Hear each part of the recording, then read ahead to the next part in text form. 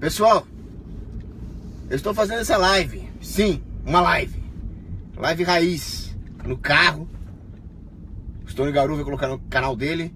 Mas eu quero dizer antes de mais nada, por que disso? Primeiro, eu quero que vocês me ajudem a ganhar dinheiro com as lives. Eu parei de fazer porque eu não estava tendo retorno financeiro, apesar de ter muitos prejuízos. Mas eu estou fazendo essa live porque a primeira conferência narcocapitalista, ocorrida em São Paulo no último fim de semana, promovida pelo Hugo Vilhena e por outras pessoas que tanto colaboraram, Camila Vargas, Paula Misa, o Arthur, me encheu esperanças quanto ao libertarianismo, quanto ao movimento anarcocapitalista, principalmente no Brasil, talvez justamente porque nós tenhamos um Estado hiperinflado, herança da mentalidade contratualista ibérica, que aqui nós enxergamos mais facilmente do que em outros lugares a importância de se abolir o Estado, a importância do anarcocapitalismo. Nós não podemos baixar a guarda e deixar com que haja uma captura gramsciana do movimento. Afinal, o marxismo cultural, se é que dá para falar nesses termos, né? Aliás, tem um artigo do Gary North interessante dizendo que não existe marxismo cultural, já que o marxismo não incorpora a cultura na sua dialética. Mas isso é outro assunto, isso for uma outra live. Bom, o fato é que os gramscianos, a escola de Frankfurt, tentam capturar todos os movimentos políticos para si, alimentando o Estado. É claro que todas as ideologias alimentam o Estado, mas o anarcocapitalismo é mais importante do que isso. O anarcocapitalismo, ele simplesmente nos coloca de volta nos eixos ontológicos, e eu vou explicar por que nessa live. Mas antes eu quero cantar uma musiquinha para poder ser uma live raiz realmente, né? Oh, crow the snow that swept Glencoe and covered the grave of Donald, and crow the foe that raped Glencoe and slaughtered the house of MacDonald. Pois é, conferência narcocapitalista, houve palestras maravilhosas, e numa das palestras do Cristiano Quioca foi dito o seguinte: perguntaram a Chesterton, o que você mudaria no mundo? E Chesterton respondeu, eu. É a única coisa que precisa ser mudada. E o anarcocapitalismo, longe de ser uma ideologia, ele trata exatamente disso, porque todas as outras ideologias vão procurar mudar o mundo. Como nós podemos mudar a sociedade? Engenharia social pura. Todos os estatistas defendem a mesma coisa, por mais que eles se digam conservadores. Afinal, ao defender um Estado, eles defendem um modelo estamental totalmente desconectado das circunstâncias particulares de cada mônada ontológica que participa dessa sociedade. Tô dando certo é pra quê? Animal! E assim por diante. A única coisa que nós temos que mudar é nós mesmos. O anarcocapitalismo diz o seguinte: não tente mudar a sociedade. Limpe esta tábula onde você colocou seus projetos políticos, jogue tudo no lixo. E a única coisa que você precisa mudar é você mesmo. Como consequência de uma mudança de si próprio, de um autoaperfeiçoamento, nós podemos derivar concepções em política e economia. Então nós vamos dizer aos nossos irmãos o porquê que o Estado não presta, porquê que a interferência do governo é um lixo, porquê que a engenharia social é uma merda. E afinal é justamente por isso que nós estamos fazendo lives, e é justamente por isso que aconteceu a conferência narcocapitalista. Ninguém, absolutamente ninguém, chegou na conferência narcocapitalista e falou: olha, a sociedade devia ter tais plataformas políticas, deveríamos ter um Estado que faça tal coisa. Não. Todas as palestras, até as menos brutalistas, foram pautadas por uma aferição objetiva da realidade e por uma necessidade normativa de adaptar o indivíduo à moral absoluta. Isso eu achei maravilhoso, isso resgatou a minha esperança que eu havia perdido no movimento libertário. Tem muita gente ruim, tem um monte de gramsciano, tem um monte de gradualista, tem um monte de gente roxinha e laranjinha por aí, que admira aquele babaca lá da Riachuelo, o novo político de estimação, nem vou falar o nome desse psicopata aí. Depois fazer uma live detonando ele. Mas, como o próprio Chesterton dizia, todos os tempos são salvos por um punhado de homens que se recusa a se deixar levar pelas falácias do seu próprio tempo, que luta contra o seu próprio tempo. Os gramscianos podem até tentar capturar o movimento libertário, mas ele será salvo por esse punhado de gladiadores que estavam ali. E todos nós cometemos erro. Ali nós vimos humoristas muito bons como Michael Custer, rappers como Slammer OG. Eu tava escutando os rap dele aqui, maravilhoso. Foda-se o Estado e o crime institucionalizado. Bom, rap você deixa com ele, né? Existem os intelectuais do movimento, existe o pessoal que entende de Bitcoin, existe os nerds lá que faz todo aquele paranauê técnico, que coloca os laptops junto com os projetores, aquelas coisas de engenheiro da NASA ali. Engenheiro da NASA não, engenheiro das empresas corretas, porque a NASA na verdade é só uma fachada para enganar o povão e pegar dinheiro, né? Enfim, todos colaborando com os seus talentos, com as suas habilidades, e no final nenhum presta, nem eu. Aliás, eu sou um dos que menos presta. Vou explicar o que eu quero dizer com isso. O que eu quero dizer com isso é que nós temos talento, nós temos vontade de cooperar, mas no fundo nós somos todos um bando de viciados, de defeituosos. E eu devo ser o pior. Eu devo ser o pior de todos. Porque, apesar de algumas habilidades que eu tenho como oratória, eu acabei xingando um monte de gente dentro do movimento, briguei com um monte de gente, me indispus, ofendi pessoas, magoei pessoas que eu não devia ter magoado. E Deus continua me mostrando o caminho. Deus não está desistindo de mim. É impressionante a providência divina. Exemplo.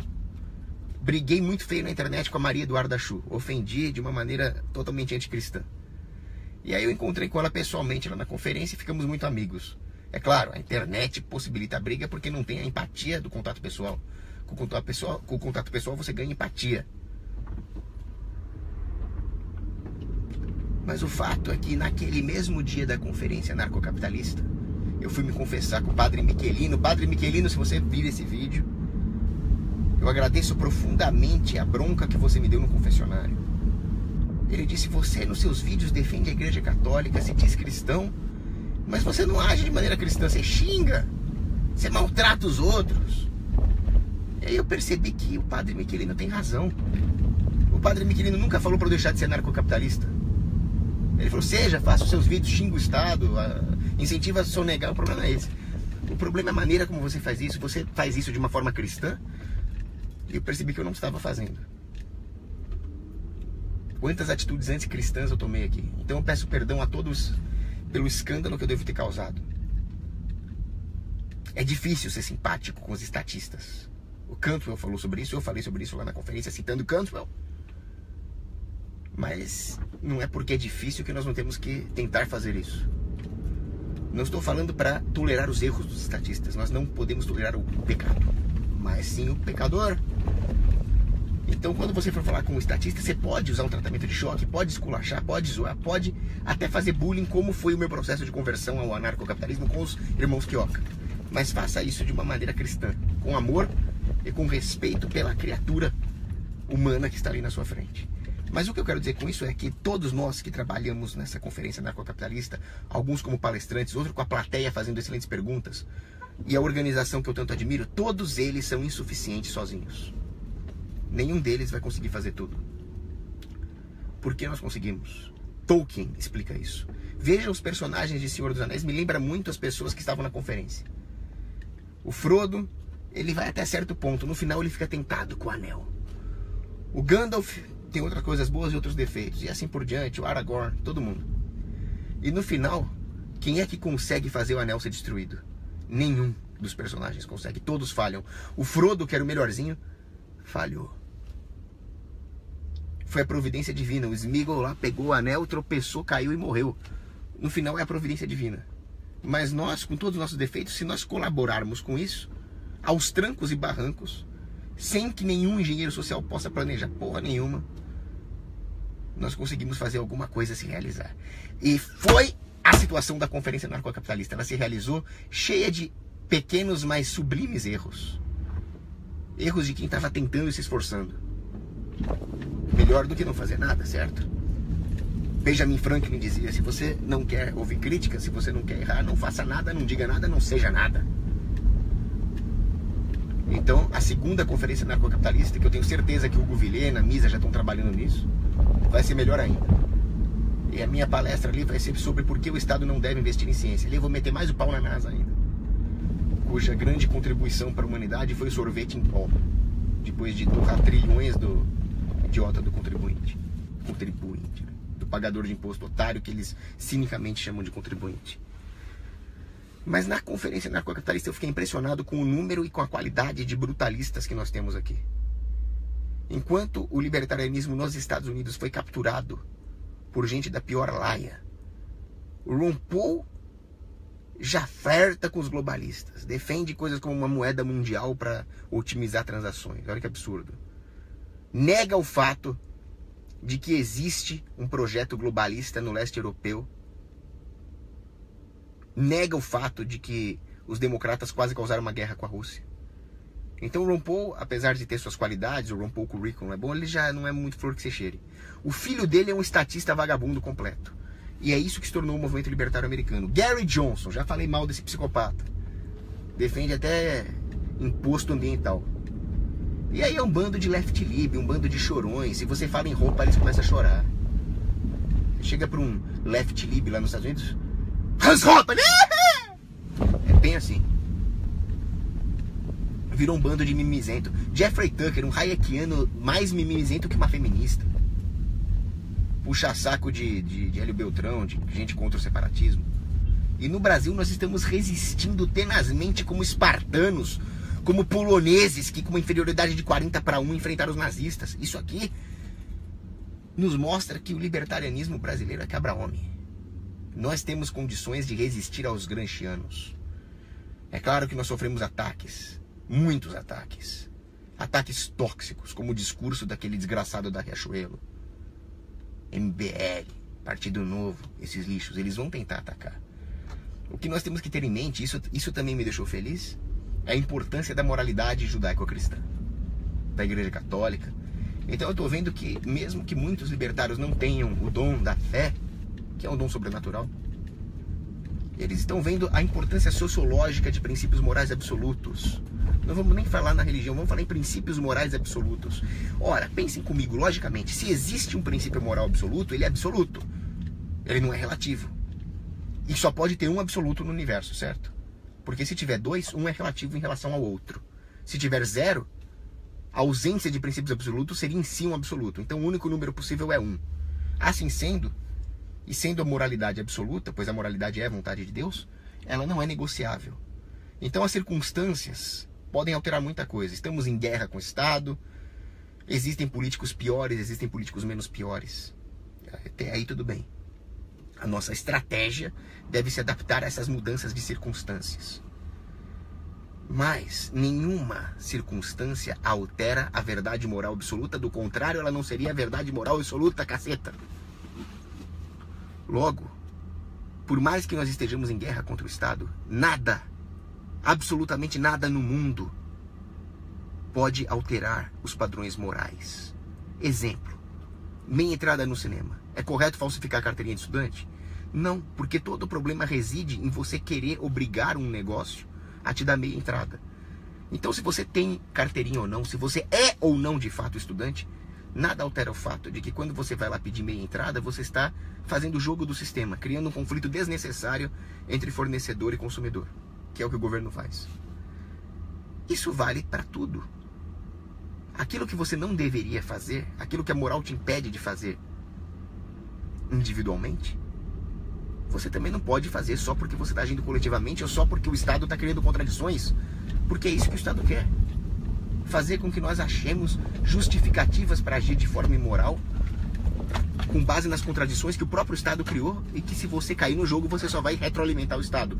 Por isso que você não deve cair na falácia do voto ofensivo, defensivo, a porra do nome que você quiser dar. Eu tive um lapso mental e caí nessa, para você ver como a política é tóxica.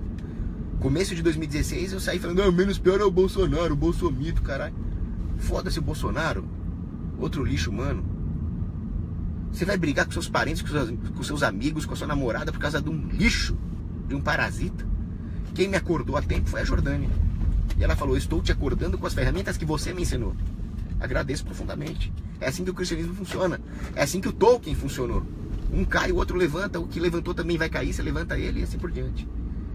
Aí eu tive aquele debate com o Lacombe, onde eu fui fazendo o papel de advogado do diabo, e o Lacombe brilhantemente demonstrou ali alguns pontos, e no final nós chegamos a uma conclusão. não deixe o Estado perverter a sua moral, ainda que ele use uma certa estratégia moral como desculpa. A moralidade não é relativa. E eu vi isso na conferência anarcocapitalista. Muitas perguntas difíceis foram feitas, mas foram facilmente respondidas se nós temos a moral absoluta como aliada. Isso é impressionante. Outro ponto, aquilo que eu falei sobre mudar nós mesmos, que nós vimos no anarcocapitalismo, é a importância do estudo.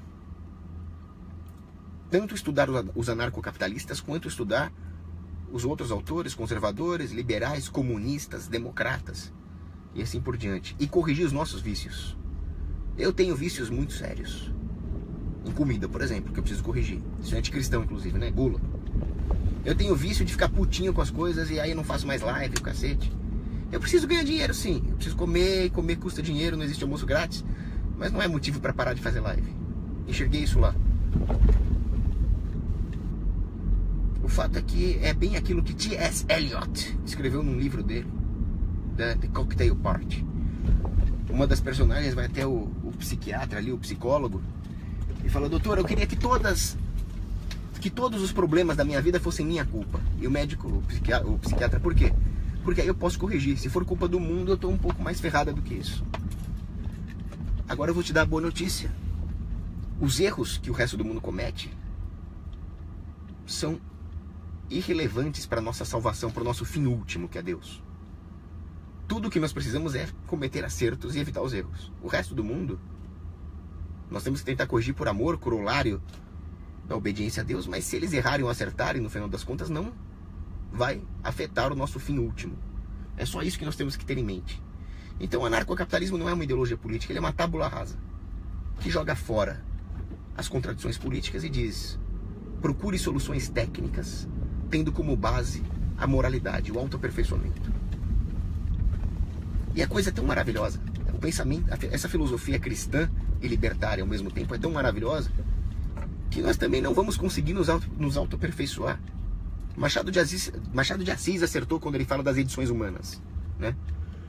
Ele fala: nós vamos nos aperfeiçoando como livros que vão tendo edições melhoradas, mas você vai morrer antes de chegar numa edição perfeita.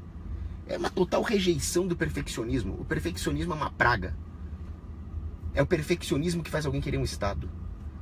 Aí o pseudo-conservador vai falar: não, mas eu não defendo uma utopia, eu defendo um Estado para manter a ordem. Então você tem uma ideia utópica a respeito de como o bem econômico ordem, o bem econômico segurança deve ser provido. Você é incapaz de prover por si próprio, com todas as imperfeições, e você quer um sistema perfeito para prover ordem e segurança para você poder fazer suas outras coisas de forma imperfeita.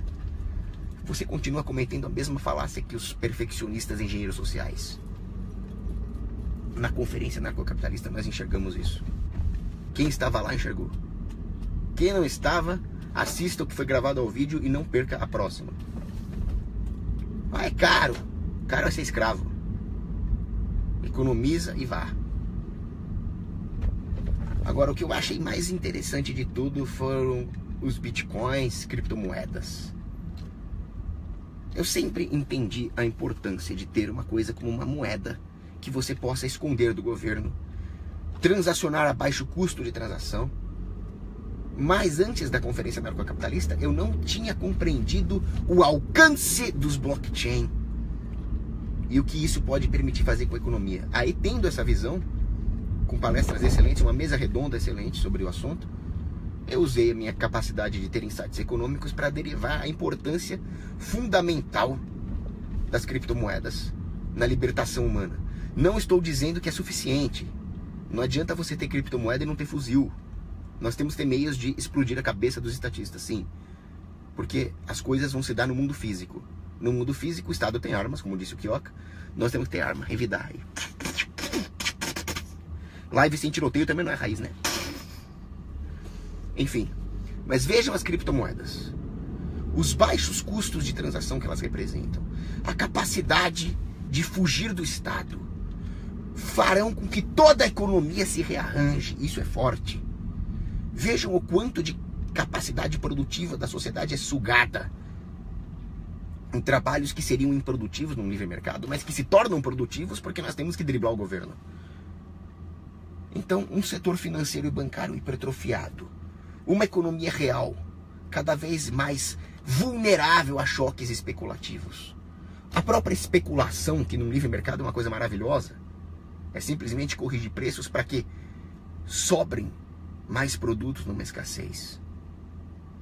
E para que durante os tempos de vacas gordas, nós podemos acumular recursos informacionais para sobreviver à escassez. Isso é especulação. Mas as interferências do governo na economia subvertem até a especulação. Porque a especulação passa a especular sobre informações erradas no sistema de preços, transmitidas erradas por causa de uma expansão de crédito sem lastro e poupança. Isso é inflação, isso é moeda estatal. A moeda é chave. Agora, com o Bitcoin, com as criptomoedas em geral, você foge dessa porra aí. Isso fará com que toda a economia se rearranje. Quanta profissão improdutiva que tem um bando de gente, advogado tributarista, um monte de coisas chatas. Eu estava conversando hoje com um cara muito bom, que entende muito de finanças, e ele disse que quando você vai abrir uma conta, 180 páginas de relatórios são emitidas, analisadas por advogados. Imagina esses caras todos recalchutando pneu. Imagina esses caras todos apertando parafuso. A produtividade econômica é disparar. E o Bitcoin permite isso. Sonegar imposto. Quanto de encheção de saco, quanto que um pequeno empresário que devia estar concentrando as suas energias. Ô, tô dando seta pra tua mãe, por acaso? As energias produtivas desse cara deviam estar focadas na atividade fim da empresa, estão focadas em ver como é que vai fazer para escapar do governo, cacete. O Bitcoin vai reconcentrar, vai refocar todas essas energias produtivas na economia mesmo. Isso é bom pro pobre. Então, realmente, a Conferência Anarcocapitalista me deu esses insights, outros insights. Agora, nós temos que tomar cuidado para não nos deixar levar pelos gradualistas. Os gradualistas vão contra-atacar. Tivemos um êxito, o inimigo vai tentar aproveitar o êxito. E o que o inimigo vai fazer? Ele vai tentar aparar as farpas morais do Estado. Não reparem que eu tô com a garganta péssima. Nunca vi um verão tão frio em São Paulo. Aquecimento global, minha bola esquerda. Bem que eu queria que tivesse aquecimento global. Não, sério, o aquecimento global seria maravilhoso. Imagina se no inverno ir pra praia, tá as menininhas lá de biquíni no inverno. Quem é que é contra aquecimento global? Uma pena que é mentira. Eu sabia que era bom demais pra ser verdade. Se fosse verdade, era o caso de deixar o motor ligado aqui, né? Se não fosse gastar gasolina. Onde é que eu tava mesmo? Assim, claro. Eles tentarão aparar as farpas morais do Estado. O Estado sempre vai se expandir. Isso é um axioma. No que ele se expande, algumas partes do sistema vão sair ao controle, alguns burocratas vão querer ganhar mais que outros, a ponto disso bater na lei natural. E as pessoas começaram a questionar o Estado. Daí o crescimento exponencial do libertarianismo com a eleição da Dilma, por exemplo. O que um libertário vai fazer? Um libertário vai torcer para a repressão estatal diminuir. Então é mentira que o anarcocapitalista acha que quanto pior, melhor. Mas ele vai saber que isso são flutuações, são erros do inimigo que devem ser aproveitados. O que o liberaloide político vai fazer? Ele vai canalizar os esforços das pessoas não para reaver o absolutismo moral, mas para dizer que o Estado não é tão ruim assim, que a agressão do Estado é correta, desde que nós saibamos manipulá-la para reduzir o próprio Estado. Quer dizer, no fundo ele é um hegeliano de merda. E aí o que ele vai fazer? Ele vai realmente conseguir que o Estado eficientize algumas coisas no seu projeto político no curto prazo. Por exemplo, o tripé macroeconômico. O tripé macroeconômico, como bem lembrou o Quioca, é uma tentativa do Estado de sustentar a própria expansão psicossocialmente. Porque a hiperinflação expõe toda a contradição que é o Estado numa economia. Coisas como meta de inflação é o Estado afirmar, não, eu vou te fraudar, eu vou falsificar tua moeda em tantos por cento. E aí o liberaleco aplaude. O liberaleco então tira essas farpinhas morais que estavam incomodando a lei natural e que seriam nossa única arma. De forma que o Estado possa assentar-se psicossocialmente e então partir para uma expansão inaudita. Sun Tzu dizia isso, né? Recue um passo para poder avançar dois. O que o liberaleco faz é permitir que o Estado aproveite esse recuo a seu favor Quando tudo que o anarcocapitalista quer é que nós continuemos lutando. Se o Estado recua, vamos fazê-lo recuar mais. Porque ele é imoral. Porque a sua própria existência é imoral. E este conceito moral é a única arma na luta. E é a arma que os gradualistas querem jogar no lixo. Eles são colaboracionistas do Estado. Então, esquece eventozinho liberaleco, liberticon, liberdade e democracia, o cacete, Instituto Hélio Beltrão. Vamos pra conferência anarcocapitalista, caceta. É isso. Grande abraço. Não vou ter pergunta porque agora eu vou pro Krav Maga. Comecei esse mês pra poder meter porrada em estatista. Abraço.